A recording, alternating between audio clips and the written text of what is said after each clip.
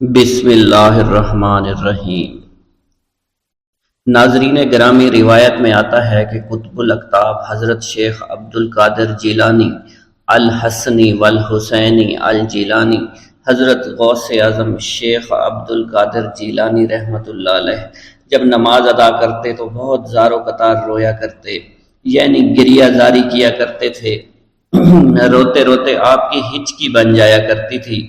جب آپ رحمت اللہ علیہ مسجد میں اپنے مریدین اور شاگردوں کے ساتھ باجماعت نماز پڑھتے، اللہ پاک کی محبت اور عشق میں اتنے ڈوب کر عبادت کرتے کہ ان کے شاگرد آپ کی رقت آمیزی کو دیکھ کر، یعنی رونے کے انداز کو دیکھتے اور کہتے اگر اصل نماز دیکھنی ہے تو غوث پاک کی نماز کو دیکھا جائے۔ تو ایک بار کا ذکر ہے کہ آپ رحمت اللہ علیہ عراق کی مسجد میں سے باجماعت نماز پڑھ کر باہر نکلے۔ آپ کے مریدین بھی آپ کے ساتھ تھے۔ آپ نے دیکھا کہ اسی محلے میں کچھ بچے اخروٹ کے ساتھ کھیل رہے ہیں۔ آپ بچوں سے بہت پیار کیا کرتے تھے، گویا کہ خود بچپن میں کبھی بچوں کی طرح کھیل کود نہیں کر سکے، لیکن بچوں کو دیکھ کر آپ مسکراتے تھے۔ آپ آگے بڑھنے لگے اور مریدین کی بڑی جماعت بھی آپ کے ساتھ تھی۔ ابھی آپ زیادہ دور نہیں گئے تھے کہ ان بچوں نے ایک دوسرے کے کان میں کچھ بولنا شروع کر دیا اور اشارے میں باتیں کرنے لگے کہ کیا خیال ہے کہ جو بابا جی سب سے نمایاں ہیں، نورانی چمکتے ہوئے چہرے والے ہیں، سب سے آگے چل رہے ہیں، ان کو بولا جائے جو فرمائش ہمیں کرنی ہے ان سے کر دیں، کیا یہ ہمیں ڈانٹیں گے تو نہیں؟ تو کچھ سمجھدار بچے ہم زبان ہوئے اور کہا نہیں نہیں، یہ جو بابا ہے نا بہت اچھے ہیں، ان سے جو کچھ کہو گے انہوں نے وہ ہماری بات پوری کرنی ہے، ہم ان سے ایک میٹھی اور لذیذ چیز آج منگواتے ہیں۔ تو ان میں سے ایک بچہ جو سب سے بڑا تھا پاس آیا اور کہا بابا میری بات سنیں۔ آپ نے بہت پیار اور شفقت سے اس کے سر پر ہاتھ رکھا اور کہا بیٹا کہو۔ اس نے کہا کہ میرا دل کر رہا ہے کہ میں آپ سے کچھ مانگوں۔ آپ نے فرمایا کہ کہو بیٹا کیا چاہتے ہو؟ وہ کہنے لگا کہ مجھے آپ اس فلاں جلیبی والے سے جلیبی لا کر دے سکتے ہیں، میرا کھانے کا بہت دل کر رہا ہے۔ میں چلا جاتا لیکن بابا میری باری آنے والی ہے، جب تک میں جلیبی لے کر وہاں آؤں گا میری باری چلی جائے گی۔ آپ رحمت اللہ علیہ کے وہاں کے مشہور بزرگ بڑے سردار لوگ ہیں، آپ کے خادمین آپ کے نوکر بننے کے لیے جان کی بازی لگانے کو تیار رہتے ہیں۔ ادھر وہ بچے آپ کے رتبے کو بھی دیکھ رہے تھے اور یہ بھی دیکھ رہے تھے کہ آپ کون سی شخصیت ہے، لیکن پھر بھی اتنے سارے لوگوں کو چھوڑ کر آپ سے وہ بچہ کہتا ہے کہ بابا مجھے جلیبی لا کر دے دیں۔ بابا جی نے کہا کہ ٹھیک ہے میں لا کر دے دیتا ہوں۔ آپ کا ایک مرید آپ کے پاس آیا اور کہا حضرت آپ کیوں اس بات پر توجہ دے رہے ہیں؟ آپ اس بچے کی فرمائش پر جلیبی لا رہے ہیں۔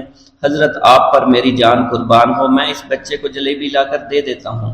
آپ رحمت اللہ علیہ نے اسے اپنے ہاتھ کے اشارے سے منع فرمایا اور کہا اس نے مجھ سے کہا ہے نا تو میں ہی اس کی خواہش کو پورا کروں گا۔ پھر آپ رحمت اللہ علیہ اس جلیبی والے کے پاس تشریف لے گئے اور جلیبی والا کچھ دیر پہلے اداس بیٹھا ہوا تھا۔ آپ رحمت اللہ علیہ اس کی دکان میں تشریف لے گئے تو وہ خوشی خوشی سے جھومنے لگا۔ آپ رحمت اللہ علیہ نے اس جلیبی والے سے جلیبی لی، اس نے خوشی خوشی آپ رحمت اللہ علیہ کے ہاتھوں میں جلیبی تھما دی۔ وہ آدمی لگ بھگ 70 سال کا تھا، اس بڑھاپے میں بھی وہ کام کرنے پر مجبور تھا۔ اس کی آنکھوں میں آپ رحمت اللہ علیہ کو دیکھ کر آنکھوں سے آنسو آ گئے۔ اس نے روتے ہوئے کہا اللہ کا لاکھ لاکھ شکر ہے، اس نے میری دعا سن لی۔ آپ نے میری دکان میں قدم رکھے تو کئی دنوں سے آپ کے انتظار میں یہاں بیٹھا ہوا تھا۔ میں جانتا تھا کہ آپ ضرور میری دکان پر تشریف لائیں گے۔ آپ رحمت اللہ علیہ نے فرمایا تمہیں کیسے پتا تھا کہ میں تمہاری دکان پر آؤں گا؟ وہ کہنے لگا کہ حضرت عرصہ ہوا ہے، کئی مہینوں سے میرا کاروبار نہیں چل رہا تھا، میرا کاروبار دن بدن ٹھپ ہوتا جا رہا تھا، فاقوں تک کی نوبت آ گئی تھی۔ مجھے اپنی فکر نہیں تھی لیکن اپنے چھوٹے چھوٹے بچوں کی تھی۔ اس بڑھاپے میں اللہ تعالیٰ نے اولاد تو دی لیکن ان کو پالنے کا کوئی بندوبست نہیں ہو رہا تھا۔ میں نے اپنی اس پریشانی کا ذکر کسی سے کیا تو اس نے کہا کہ عراق کے ایک شہر میں چلے جاؤ، وہاں پر کوئی ایک فقیر ہے، اس سے دعا کراؤ، وہ جس کے لیے دعا کرتے ہیں اس کا کام بن جاتا ہے۔ میں اتنا پریشان تھا کہ اس آدمی کے کہنے پر اس فقیر سے ملنے چلا گیا۔ اس کی تلاش کر کے میں نے اس سے کہا تم میرے لیے دعا کرو تاکہ میرے کاروبار میں ترقی ہو جائے اور میرے رزق میں برکت ہو جائے۔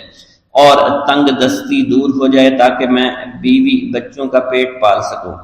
فقیر مجھے دیکھ کر کہنے لگا کہ تم پیران پیر غوث اعظم دستگیر رحمت اللہ علیہ کو نہیں جانتے؟ میں نے کہا میں نہیں جانتا۔ وہ کہنے لگا حیرت ہے کہ تمہیں یہ پتہ نہیں کہ تم ان کو جانتے ہی نہیں کہ ولیوں کے سردار ہیں۔ میں تو بہت چھوٹا سا فقیر ہوں، میری دعاؤں میں اتنا اثر نہیں کہ وہ غوث اعظم رحمت اللہ علیہ ہیں، جس کے لیے بھی دعا کریں اس کا بیڑا پار ہو جایا کرتا ہے، اور جب اس دور میں غوث پاک رحمت اللہ علیہ خود موجود ہے تو پھر ہمارا کیا مقام ہوگا ان کی دعا کے آگے؟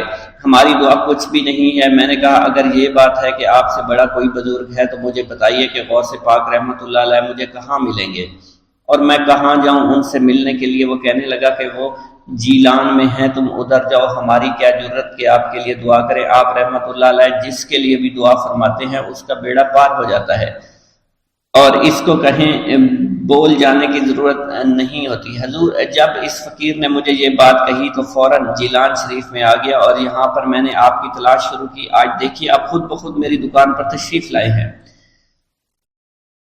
اب دیکھیے کہ آپ کے آنے سے کیسا نور میری دکان میں آ گیا ہے۔ حضور میرے حق میں دعا فرما دیجئے، اللہ پاک میری زندگی کو آسانیاں عطا فرمائے، مجھے اپنی بیوی اور بچوں کی بہت فکر ہے۔ آپ رحمت اللہ علیہ نے فرمایا پریشان ہونے کی ضرورت نہیں، اللہ تعالیٰ سب معاملات ٹھیک فرما دے گا۔ یہ کہہ کر آپ تشریف لے گئے، اس بچے کے پاس آئے اور اس کے ہاتھ میں جلیبی تھما دی۔ ابھی وہاں سے جانے والے تھے، دوسرا بچہ آیا، اس نے کہا کہ بابا آپ نے اسے تو جلیبی لا کر دی ہے، مجھے بھی لا کر دیں۔ آپ نے اس سے بھی تسلی دی اور کہا میں تمہیں بھی جلیبی لا کر دے دیتا ہوں بیٹا۔ یہ دیکھ کر مریدین بہت غصہ ہونے لگے اور کہا کہ حضور ہم اس بچے کو جلیبی لا کر دے دیتے ہیں، آپ کیوں زحمت کرتے ہیں؟ لیکن آپ نے فرمایا نہیں، یہ بچے مجھ سے کہہ رہے ہیں نا، میں ان کا نہیں ٹال سکتا۔ حضور آپ بہت مصروف شخصیت ہے، کیوں ان چھوٹے بچوں کی باتیں سن رہے ہیں؟ آپ نے ہاتھ کے اشارے سے انہیں روکا اور فرمایا اللہ تعالیٰ نے ہمیں جس کام کے لیے چنا ہے بس وہ کام ہی ہم کر رہے ہیں، تم لوگ اللہ پاک کی حکمت کو نہیں سمجھ رہے۔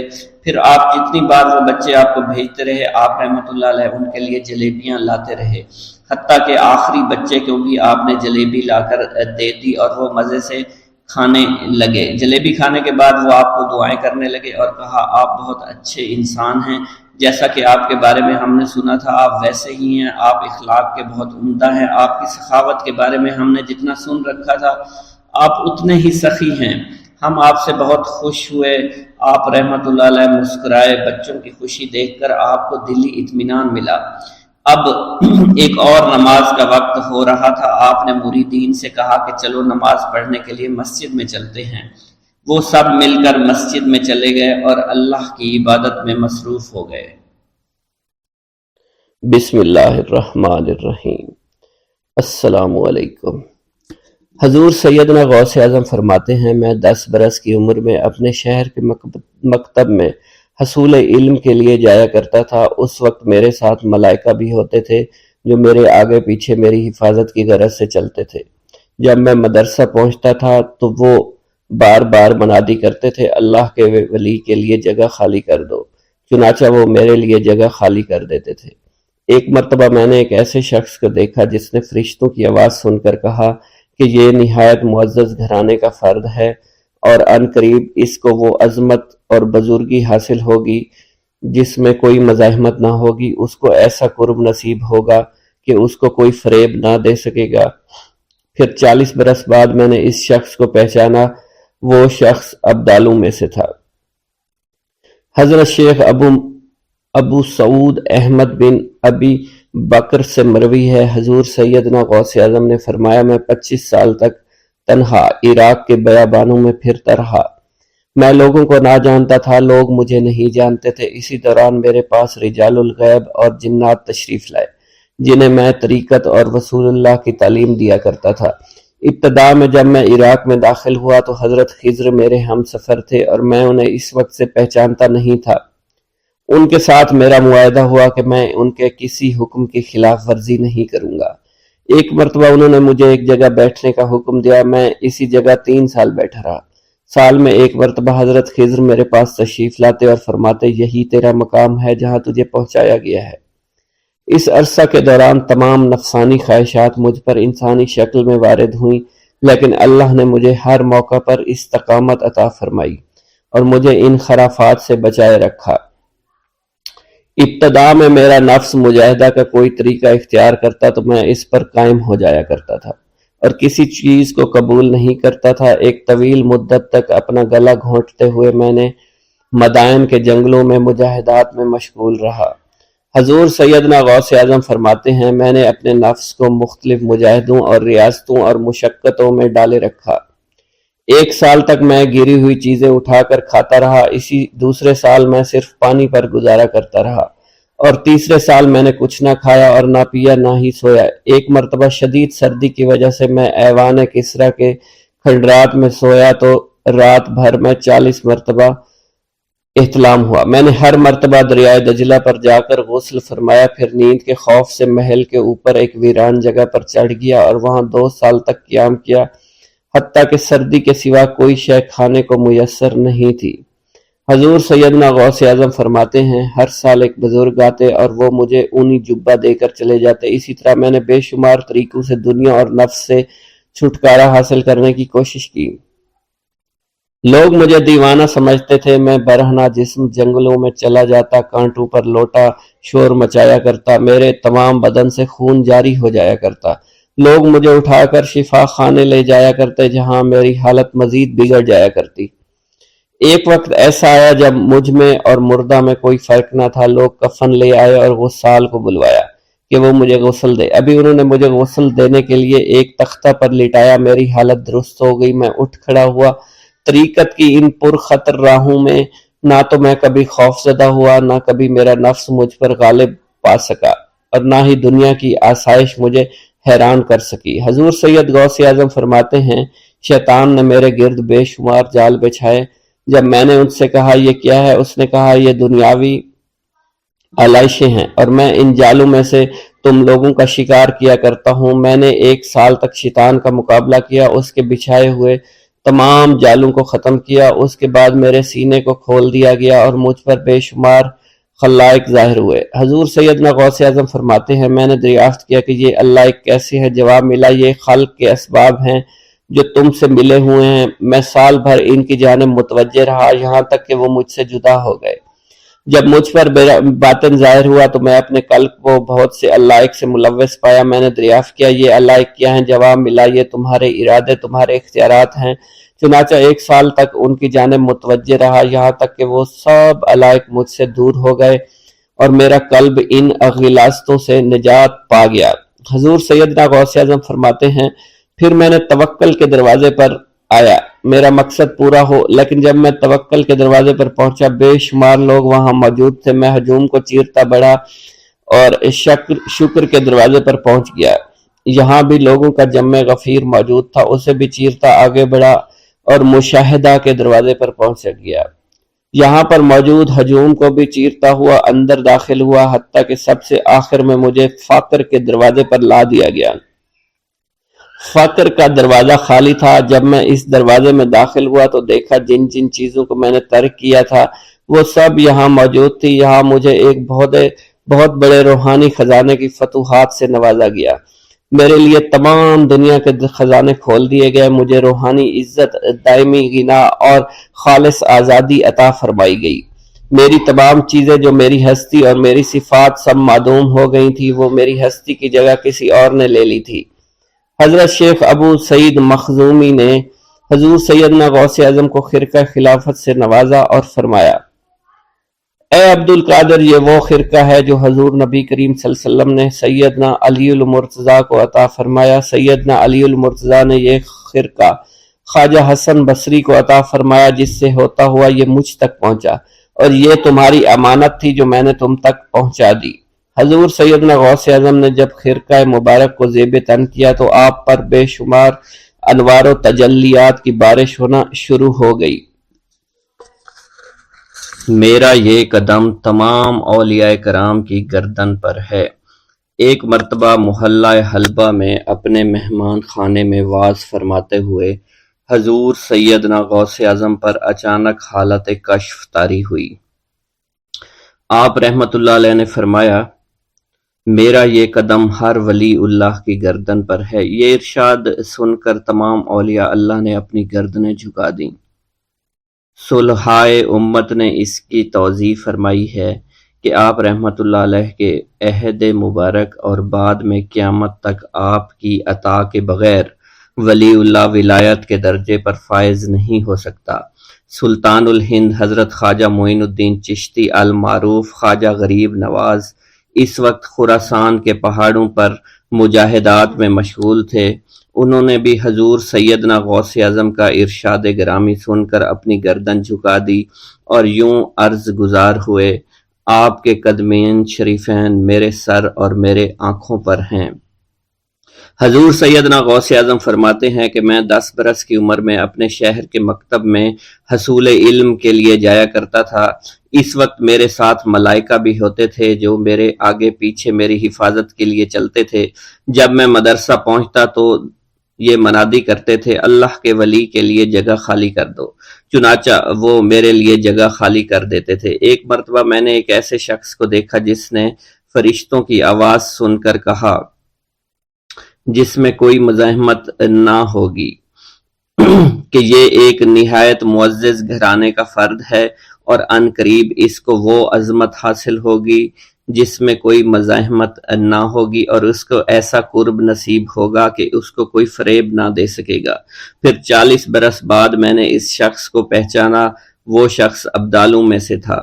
حضرت شیخ ابو سعود احمد بن بکر حریمی سے مروی ہے کہ حضور سیدنا غوث اعظم نے فرمایا کہ میں 55 سال تک تنہا عراق کے بیابانوں میں پھرتا رہا۔ میں لوگوں کو نہ جانتا، لوگ مجھے نہ جانتے۔ اسی دوران میرے پاس رجال الغیب اور جنات تشریف لاتے جنہیں میں طریقت اور اصول کی تعلیم دیتا تھا۔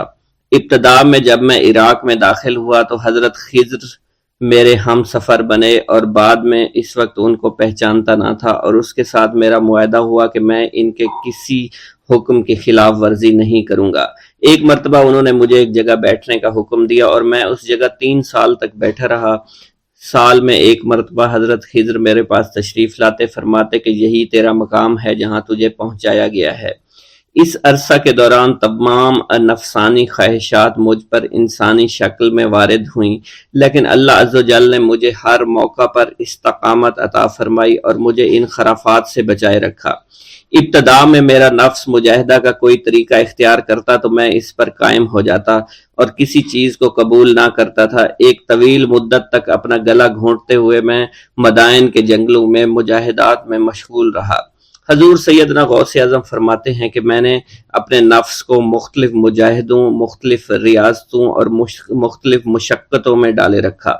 1 سال تک میں گری ہوئی چیزیں اٹھا کر کھاتا رہا، دوسرے سال پانی پر گزارا کیا، اور تیسرے سال نہ میں نے کچھ کھایا، نہ پیا اور نہ ہی سویا۔ ایک مرتبہ شدید سردی کی وجہ سے میں ایوان کسریٰ کے کھنڈرات میں سویا تو رات بھر میں 40 مرتبہ طبیعت خراب ہوئی۔ حضور سیدنا غوث اعظم فرماتے ہیں ہر سال ایک بزرگ آتے اور وہ مجھے جبہ دے کر چلے جاتے۔ اسی طرح میں نے بے شمار طریقوں سے دنیا اور نفس سے چھٹکارا پانے کی کوشش کی۔ لوگ مجھے دیوانہ سمجھتے تھے۔ میں برہنہ جسم جنگلوں میں چلا جاتا اور کانٹوں پر لوٹتا شور مچاتا تھا۔ میرا تمام بدن سے خون جاری ہو جایا کرتا تھا اور لوگ مجھے اٹھا کر شفا خانے لے جایا کرتے، جہاں میری حالت مزید بگڑ جاتی۔ ایک وقت ایسا بھی آیا جب مجھ میں اور مردہ میں کوئی فرق نہ تھا۔ لوگ کفن لے کر آئے، غسال کو بلوایا کہ وہ مجھے غسل دے دیں۔ ابھی انہوں نے مجھے غسل دینے کے لیے تختہ پر ڈالا ہی تھا کہ میری حالت درست ہو گئی۔ میں اٹھ کھڑا ہوا۔ طریقت کی ان پرخطر راہوں میں نہ تو میں کبھی خوف زدہ ہوا اور نہ کبھی میرا نفس مجھ پر غلبہ پا سکا، اور نہ ہی دنیا کی آرائش مجھے حیران کر سکی۔ حضور سیدنا غوث اعظم فرماتے ہیں شیطان نے میرے گرد بے شمار جال بچھائے۔ جب میں نے اس سے کہا کہ یہ کیا ہے تو اس نے کہا یہ دنیاوی چیزیں ہیں اور میں ان جالوں سے تم جیسوں کو شکار کرتا ہوں۔ میں نے 1 سال تک شیطان کا مقابلہ کیا، اس کے بچھائے ہوئے تمام جالوں کو ختم کر دیا۔ اس کے بعد میرے سینے کو کھول دیا گیا اور مجھ پر بے شمار خلائق ظاہر ہوئے۔ حضور سیدنا غوث اعظم فرماتے ہیں میں نے دریافت کیا کہ یہ علائق کیسے ہیں؟ جواب ملا کہ یہ خلق کے اسباب ہیں جو تم سے ملے ہوئے ہیں۔ میں سال بھر ان کی جانب متوجہ رہا، یہاں تک کہ وہ مجھ سے جدا ہو گئے۔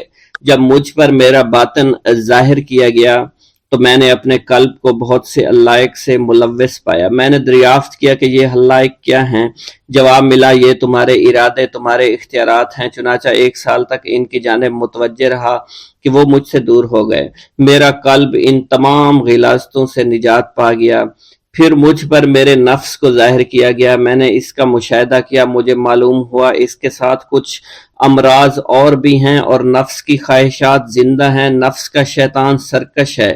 چنانچہ میں نے سال بھر پھر توجہ دلائی اور میرے نفس کے تمام امراض سرے سے ہی ختم ہو گئے اور اس کے شیطان نے کلمہ پڑھ لیا اور پھر میرے تمام امور اللہ کے لیے ہو گئے اور میں اپنی ہستی سے باہر نکل آیا۔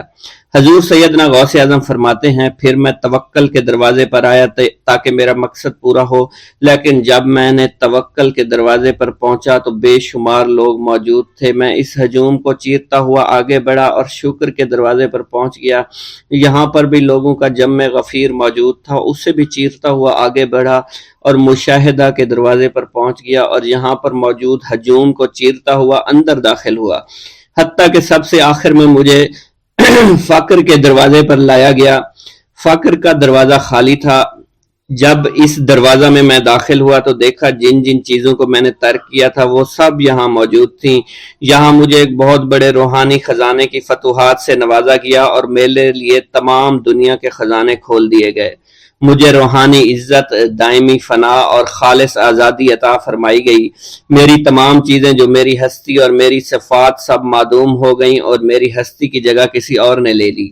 حضرت شیخ ابو سعید مخزومی نے حضور سیدنا غوث اعظم کو خرقہ خلافت سے نوازا اور فرمایا، اے عبد القادر، یہ وہ خرقہ ہے جو حضور نبی کریم صلی اللہ علیہ وسلم نے حضرت سیدنا علی المرتضیٰ کو عطا فرمایا، اور حضرت سیدنا علی المرتضیٰ نے یہ خرقہ حضرت خواجہ حسن بصری کو عطا فرمایا تھا، جس سے ہوتا ہوا یہ خرقہ مجھ تک پہنچا، اور یہ تمہاری امانت تھی جو میں نے تم تک آج پہنچا دی ہے۔ حضور سیدنا غوث اعظم نے جب خرقہ مبارک کو زیب تن کیا تو آپ پر بے شمار انوار و تجلیات کی بارش ہونا شروع ہو گئی۔ حضور سیدنا غوث اعظم نے حضرت شیخ ابو سعید مخزومی کے مدرسہ میں تدریسی فرائض سر انجام دینا شروع کر دیے۔ آپ کے لیے فی الحال تدریسی مصروفیات کے علاوہ کوئی کام نہ تھا۔ آپ کی شبانہ روز کی محنت سے آپ کے نام کا شعرہ کچھ ہی دنوں میں سارے بغداد میں پھیل گیا۔ طلبہ دور دراز کے علاقوں سے علم کے حصول کے لیے آنے لگے۔ طلبہ کی تعداد جب مزید بڑھنا شروع ہو گئی تو ارد گرد کے کئی مکانات کو خرید کر مدرسہ میں داخل کر لیا گیا۔ کتب سیر میں منقول ہے کہ 528 ہجری میں آپ مدرسہ نظامیہ کی وسیع عمارت تعمیر فرما چکے تھے۔ اس مدرسہ کی تعمیر میں آپ نے بحیثیت مزدور بھی حصہ لیا تھا۔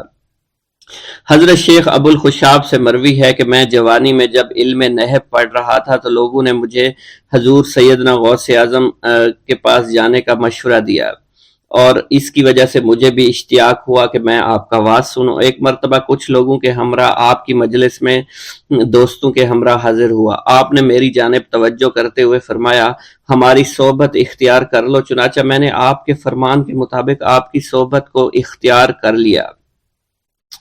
آپ نے مجھے علم نحو کے علاوہ علوم عقلیہ اور تقلد حاصل کیے جس سے مجھے کوئی واقفیت پہلے نہیں تھی۔ 1 سال کے عرصہ میں آپ کی نظر کرم سے میں نے وہ علوم حاصل کر لیے جو گزشتہ اتنی عمر گزارنے کے باوجود بھی مجھے حاصل نہیں ہوئے تھے۔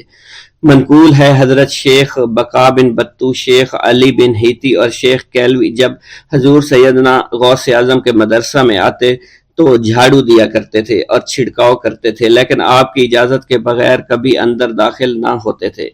اجازت ملنے کے بعد آپ حضرات اندر داخل ہوتے اور اجازت ملنے پر ہی بیٹھتے تھے۔ آپ سے امان طلب کرتے اور امان مل جانے کے بعد مؤدب ہو کر بیٹھ جاتے۔ جس وقت آپ کہیں جانے کا ارادہ کرتے تو یہ حضرات سواری کے ہمراہ چلتے۔ آپ انہیں اس فعل سے منع فرمایا کرتے تھے اور کہتے تھے کہ ہمیں آپ کے ذریعے قرب الہی حاصل ہوا ہے۔ حضرت شیخ محمد قائل الادنیٰ سے مروی ہے کہ ایک مرتبہ حضور سیدنا غوث اعظم سے دریافت کیا گیا کہ آپ کی بزرگی اور عظمت کا راز کیا ہے۔ آپ نے فرمایا کہ میں کبھی جھوٹ نہیں بولتا اور کبھی کسی سے کذب بیانی نہیں کرتا۔ خطبہ کا آغاز حمد و ثنا سے کیا کرتے تھے۔ حضور سیدنا غوث اعظم کے صاحبزادے حضرت شیخ سید عبد الرحمن فرماتے ہیں کہ والد بزرگوار اپنے وعظ کے دوران الحمدللہ رب العالمین کہہ کر خاموش ہو جاتے اور دوبارہ کہہ کر سکوت فرماتے تھے، اور تیسری مرتبہ کہنے کے بعد کچھ دیر توقف فرماتے، اور آپ کی محفل میں تمام اولیاء حاضر و ناظر اور خاموش ہو جایا کرتے تھے۔ پھر آپ کی محفل میں اولیاء ملائکہ ایک کثیر تعداد میں آ جاتے جو محفل کے بعد نظر نہیں آیا کرتے تھے۔ آپ اپنے خطاب کو یوں شروع فرماتے: تمام تعریفیں اللہ کے لیے ہیں، اس کی مخلوق کی تعداد اس کے عرش کے وزن کے مطابق، اور بے حد تعریفیں جس سے اس کی ذات راضی ہو جائے، اس کے کلمات کی روشنی کے مطابق، اس کے علم کے مطابق، اس کی مرضی اور منشا کے مطابق، اور اس کی مخلوق کے مطابق جسے اس نے پیدا کیا، وہی عالم الغیب ہے، رحمان و رحیم ہے۔ میں گواہی دیتا ہوں اس کے سوا کوئی عبادت کے لائق ہی نہیں ہے، اور تمام کائنات اس کی تخلیق ہیں، تمام تعریفیں اسی کے لیے ہیں۔ وہ زندہ ہے، ہمیشہ زندہ رہے گا،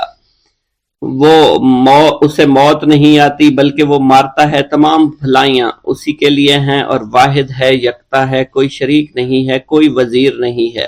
اس نے نہ کسی کو جنا ہے اور نہ ہی اسے کسی نے جنا ہے، وہ بلند و بالا ہے، اس جیسا کوئی نہیں۔ میں اس کی گواہی دیتا ہوں حضور نبی کریم صلی اللہ علیہ وآلہ وسلم اللہ کے رسول، اللہ کے پیغمبر ہیں، وہ تمام مخلوقات سے افضل ہیں۔ اللہ عز و جل نے ان کی ہدایت دے کر ان کو بھیجا تاکہ وہ دین اسلام کو تمام ادیان پر بلند کریں، خواہ مشرکین اس کو برا سمجھیں۔ اللہ راضی ہو خلیفہ اول حضرت سیدنا ابو بکر صدیق سے، جن کی تائید حق کے ساتھ تھی، جن کو حضور نبی کریم نے عقیق کا لقب دیا، جو پاک تھے، پاکیزہ نسل سے تعلق رکھتے تھے، جنہوں نے ہر موقع پر حضور نبی کریم صلی اللہ علیہ وسلم کی حمایت کی اور ان کی تصدیق فرمائی، اور اب بھی نبی کریم کے ہمراہ ابدی آرام فرما رہے ہیں۔ اللہ راضی ہو خلیفہ دوم حضرت سیدنا عمر فاروق رضی اللہ تعالی عنہ سے، جنہوں نے عمل کثیر کیے، جنہوں نے حق کو بلند کیا، جنہوں نے فیصلے کے لیے جن کو منتخب کیا گیا، جنہوں نے ہمیشہ حق بات کا ساتھ دیا، اور وہ بھی حضور نبی کریم صلی اللہ علیہ وسلم کے ہمراہ ابدی آرام گاہ میں آج بھی موجود ہیں۔ اللہ راضی و خلیفہ سوم حضرت سیدنا عثمان غنی رضی اللہ تعالی عنہ سے، جنہوں نے اپنے مال سے مسلمانوں کی امداد کی، قرآن مجید کی ترتیب و اشاعت احسن طریقے سے فرمائی، جنہوں نے امامت اور قرت سے محراب کو، ممبر کو مزین کیا، اور جو افضل الشہداء ہیں اور فرشتے بھی ان سے حیا کرتے ہیں۔ اللہ راضی ہو خلیفہ چہارم حضرت سیدنا علی المرتضیٰ سے، جو شجاعت و جواں مردی میں بے مثل ہیں، حضور نبی کریم صلی اللہ علیہ وسلم کے چچا زاد بھائی اور داماد ہیں۔ آپ دین اسلام کے امام و عالم ہیں، اور جن کے لیے حضور نبی کریم صلی اللہ علیہ وسلم نے فرمایا کہ میں تم پر فدا ہو جاؤں۔ اللہ راضی ہو حسنین کریمین حضرت سیدنا امام حسن امام حسین سے، جن کی نیکیاں تا حشر قائم رہنے والی ہیں اور جن کے مراتب بے مثل ہیں۔ اللہ نے ان کے قلوب کو نیکیوں کی جانب مائل کیا۔ اے اللہ تو ہمارے رازوں اور دلی کیفیات سے واقف ہے، ہمیں ہر عمل کرنے اور برائی سے بچنے کی توفیق عطا فرما، اور ہمیں گناہوں کی لذت سے بچا، ہمیں اپنے ما سوا سے محفوظ رکھ اور اپنی مشغولیت عطا فرما۔ بے شک اللہ کے سوا کوئی عبادت کے لائق نہیں، جو چاہتا ہے وہی ہوتا ہے، اور وہی قوی اور وہی عظیم ہے۔ اے اللہ ہمیں غفلت سے بچا اور ہمارے اوپر وہ بوجھ نہ ڈال جو تو نے پہلی امتوں پر ڈالا۔ اے ہمارے رب العالمین ہمیں معاف فرما اور ہماری مغفرت عطا فرما، کیونکہ تو ہی ہمارا رب ہے، تو ہی ہمارا مولا ہے، آمین۔ حضرت شیخ عبداللہ جبائی کا قول ہے کہ حضور سیدنا غوث اعظم رحمت اللہ علیہ نے مجھ سے ارشاد فرمایا کہ میرے نزدیک کھانا کھلانا اور حسن اخلاق افضل اور اعلیٰ ہیں۔ آپ کے پاس کبھی پیسہ نہیں ٹھہرا کرتا تھا، اگر صبح کے وقت آپ کے پاس 1000 دینار آ جاتے تو شام تک وہ غریبوں اور محتاجوں میں تقسیم ہو جایا کرتے تھے۔ حضور سیدنا غوث اعظم کی پرورش نہایت ہی بابرکت ماحول میں ہوئی۔ آپ نے ابتدا میں گوشہ نشینی اختیار کی اور خود کو دنیاوی غلاظتوں سے پاک رکھا۔ آپ نے 51 برس کی عمر میں شادی کی۔ جب آپ سے اس بارے میں دریافت کیا گیا تو آپ نے فرمایا، جب مجھے حضور نبی کریم صلی اللہ علیہ وسلم نے نکاح کی اجازت دی تو میں نے نکاح کر لیا۔ حضور سیدنا غوث اعظم نے اپنی ذات کو اللہ عز و جل کی خوشنودی کے لیے وقف کر رکھا تھا۔ آپ کی راتیں جاگ کر گزرا کرتی تھی اور ساری رات آپ مراقبہ اور مشاہدہ میں گم ہوا کرتے تھے۔ آپ کی عادت مبارکہ تھی کہ آپ سجدہ کو دراز کیا کرتے تھے اور بیٹھ کر مراقبہ فرمایا کرتے تھے۔ اسی دوران آپ کا جسم مبارک نورانی شعاؤں کے زیر اثر ہوتا اور کئی مرتبہ آپ نورانی شعاؤں میں غائب ہو جایا کرتے تھے۔ حضرت شیخ ابو عبداللہ بن حسنین بن ابی الفضل فرماتے ہیں کہ حضور سیدنا غوث اعظم کے بعض دہقانی مریدین ہر سال آپ کے لیے گیہوں بوتے تھے اور جائز طریقہ سے اسے پالتے تھے۔ پھر آپ کے بعض مریدین اسے پیستے اور آپ کے لیے ہر روز 4-5 روٹیاں پکاتے اور شام کو آپ کے پاس روٹیاں لے کر آیا کرتے تھے۔ آپ حاضرین میں ایک ایک ٹکڑا تقسیم کر دیتے اور جو بچ جاتا وہ اپنے لیے رکھ لیا کرتے تھے۔ حضرت شیخ خضر حسنی سے منقول ہے، حضور سیدنا غوث اعظم ایک شکستہ دل فقیر کو دیکھا۔ آپ نے اس سے اس کی کیفیت کے متعلق دریافت کیا تو اس نے کہا کہ میں آج دریا کے کنارے گیا اور ملاح سے کہا مجھے دریا کے پار لے جائے۔ اس نے انکار کر دیا۔ میں اپنے اس افلاس کے سبب پریشان اور شکستہ دل ہوں۔ ابھی اس فقیر کا کلام جاری تھا کہ ایک شخص آپ کی خدمت میں حاضر ہوا اور 30 دینار آپ کی خدمت میں پیش کیے۔ آپ نے وہ دینار اس فقیر کو دے دیے اور فرمایا کہ اس ملاح سے کہنا کہ کسی فقیر کا سوال رد نہ کیا کرے۔ حضرت شیخ معمر ابو المظفر فرماتے ہیں میں نے حضور سیدنا غوث اعظم سے زیادہ کسی کو درگزر فرمانے والا آج تک نہیں دیکھا۔ آپ کی عطا کا یہ علم تھا، ایک محفل میں 400 لوگوں کو ولایت کے مقام اعلیٰ تک پہنچا دیا کرتے تھے، بھوکوں کو کھانا کھلانا، بیواؤں کی حاجت روائی کرنا۔ آپ کا معمول تھا جب کسی بیمار کے متعلق سنتے تو فوراً اس کی عیادت کے لیے تشریف لے جایا کرتے تھے۔ فقراء کو آپ رحمت اللہ علیہ کے در سے بغیر سوال کیے عطا ہو جایا کرتا تھا۔ حضور سیدنا غوث اعظم نے فرمایا کہ مخلوق سے کنارہ کشی سے پہلے علم حاصل کرو، کیونکہ جو شخص علم کے بغیر عبادت کرتا ہے وہ اصلاح سے زیادہ فساد میں مبتلا ہو جاتا ہے۔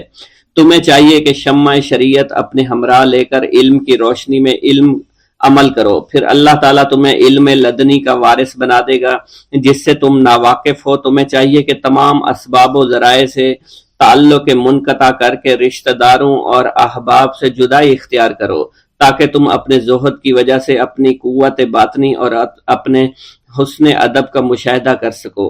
خدا کے علاوہ تمام عالم و اسباب سے اس خوف سے منقطع ہو جاؤ تاکہ تمہاری شمع معرفت نہ بجھ جائے، اور جب تم 40 دن اپنے رب کے لیے مخصوص کر دو گے تو تمہارے قلب سے حکمت کے چشمے جاری ہو جائیں گے اور تم معرفت الہی کی تپش کا مشاہدہ کرنے لگے گے جس کو حضرت موسیٰ علیہ السلام نے اپنے شجر قلب پر محسوس کیا تھا۔ اس کیفیت کے بعد تم اپنے نفس و خواہش، اپنے شیطان سے، اپنی طبیعت اور اپنے وجود سے کہو گے کہ ٹھہر جا، میں نے اس آگ کا مشاہدہ کر لیا ہے جو قلب موسیٰ علیہ السلام پر روشن ہوئی تھی۔ اس کے بعد تمہارے قلب میں باطن سے یہ آواز آنے لگے گی کہ میں ہی تمہارا رب ہوں، میری ہی عبادت کرو، میرے غیر کی اطاعت سے گریزاں ہو جاؤ، میرے سوا کسی سے تعلق مت رکھو، میری معرفت حاصل کر کے میرے غیر کو فراموش کرو، غیر سے اعراض کر کے میرے علم، میرے قرب، میرے ملک اور میری سلطنت کی جانب متوجہ رہو۔ جب تمہیں بقا الہی حاصل ہو جائے تو تمہاری زبان پر اندہ جاری ہو جائے گا اور تمام حجابات رفع ہو کر قلب سے کدورت زائل ہو جائے گی اور نفس کو مکمل سکون حاصل ہو جائے گا۔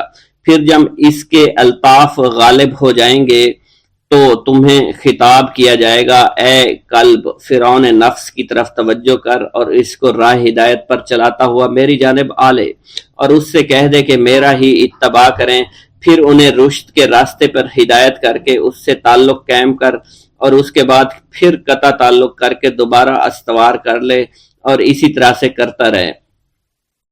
حضرت شیخ معمر سے منقول ہے، فرماتے ہیں ایک مرتبہ میں حضور سیدنا غوث اعظم شیخ عبد القادر جیلانی رحمت اللہ علیہ کی خدمت میں حاضر تھا۔ آپ بیٹھے کچھ لکھ رہے تھے، اسی دوران چھت سے 3 مرتبہ مٹی گری، چوتھی مرتبہ ایسا ہوا آپ نے جلال میں آ کر اس جگہ دیکھا جہاں سے مٹی گر رہی تھی۔ اسی دوران ایک چوہا اس جگہ سے نیچے گرا اور مر گیا۔ یہ چوہا ہی وہاں سے مٹی کھود رہا تھا۔ حضرت شیخ عمر بن مسعود بزاز فرماتے ہیں حضور سیدنا غوث اعظم وضو فرما رہے تھے، اسی دوران ایک چڑیا نے آپ کی قمیض پر بیٹ کر دی۔ آپ نے جلالی نظروں سے چڑیا کو دیکھا، وہ چڑیا اسی وقت نیچے گری مر گئی۔ آپ نے وضو سے فارغ ہونے کے بعد قمیض کے اس حصے کو دھویا اور پھر اپنی قمیض مبارک اتار کر مجھے دی اور فرمایا اس کو فروخت کر کے اس کی رقم کو خیرات کر دو، یہ اس کا بدلہ ہے۔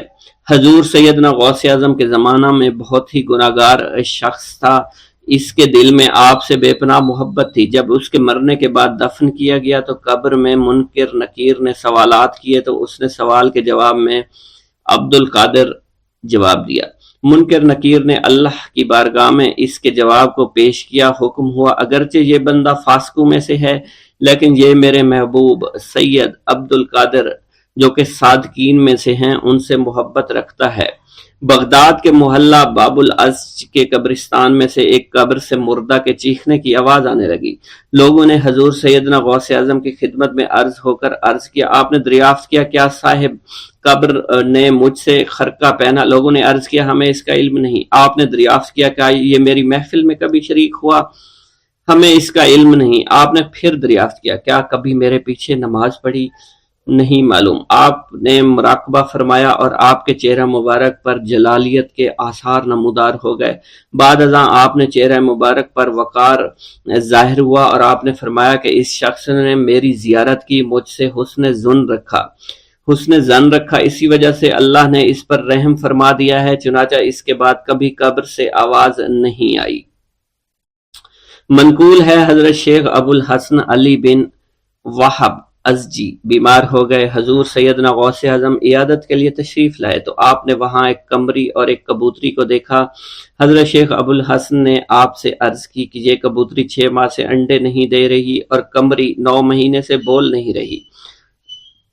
آپ نے کبوتری سے فرمایا تو اپنے مالک کو فائدہ پہنچا اور قمری سے فرمایا تو اپنے خالق کی تسبیح کر۔ چنانچہ قمری نے اسی وقت کوکو کرنا شروع کر دیا، یہاں تک کہ بغداد کے لوگ اس کی آواز سننے کے لیے جوق در جوق جمع ہونا شروع ہو گئے اور کبوتری نے بھی انڈے دے دیے اور ان سے بچے نکلے۔